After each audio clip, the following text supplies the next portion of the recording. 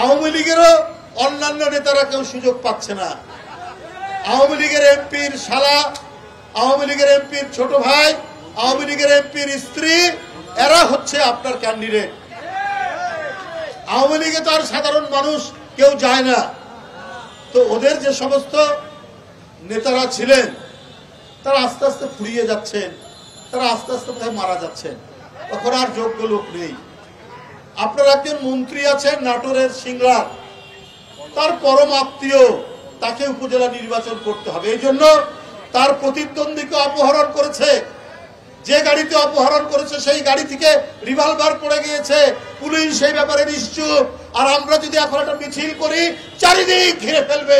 আপনারা জানেন সমুদ্রের পারে পটুয়াখালীর কলাপাড়া কুয়াপাড়ায় তাপ বিদ্যুৎ কেন্দ্র করা হচ্ছে, এবং আমি ওখানে শুনেছি এই যে কলাপাড়া, কুয়াকাটা, আপনার গলাচিপা, বাউফল, মানে বরিশালের বৃহত্তর বরিশাল বিভাগের অধিকাংশ জেলাতে নারকেল গাছে আর নারকেল ধরে না। যে নারকেল গাছ ওইসব এলাকার সমুদ্র ধারের এলাকার প্রধান ফল, সেখানে আর ধরে না। বলছিতে কোটি কোটি নারকেল ধরার পর শুকিয়ে উঠে পড়ে যায়। অথচ একসময় ডাব, নারকেল রাস্তার মধ্যে পড়ে থাকতো এইসব এলাকা।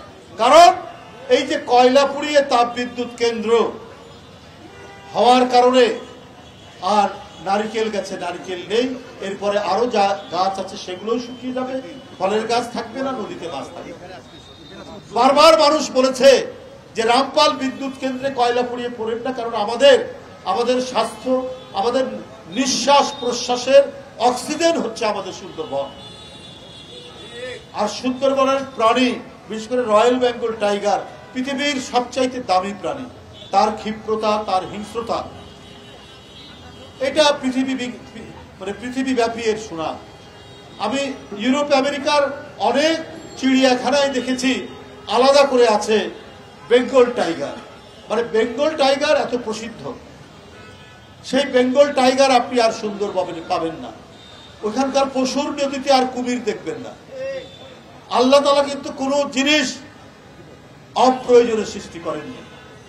গাছ, মাছ, পানি, কুমির, বাঘ প্রত্যেকের সাথে ব্যালেন্স করছে, এবং এটার মধ্যে দিয়েই আমাদের যে নিঃশ্বাস প্রশ্বাস, আমাদের বেঁচে থাকা নির্ভর। কিন্তু সরকার বাংলাদেশের মানুষকে তো রাখতে চায় না, উনি বাঁচতে দিতে চায় না। এই যে আমাদের ভাতিজা ইশরাক, অত্যন্ত জনপ্রিয় তরুণ নেতা, একটা সুন্দর কথা বলেছে যে আবার কিছু কিছু জায়গায় রেশন খোলা হয়েছে। কেন? জিয়াউর রহমানের সময় থেকে ধীরে ধীরে রেশন বন্ধ হয়ে গেছে, আমাদের ফলন বেড়েছে, আমাদের উৎপাদন বেড়েছে, আমরা বিদেশে চাল রপ্তানি করেছি। ওই দেশ আজকে আদা কিনতে হয়, আজকে রসুন কিনতে হয়, আজকে পেঁয়াজ আনতে হয়, আজকে চাল আনতে হয়। কেন?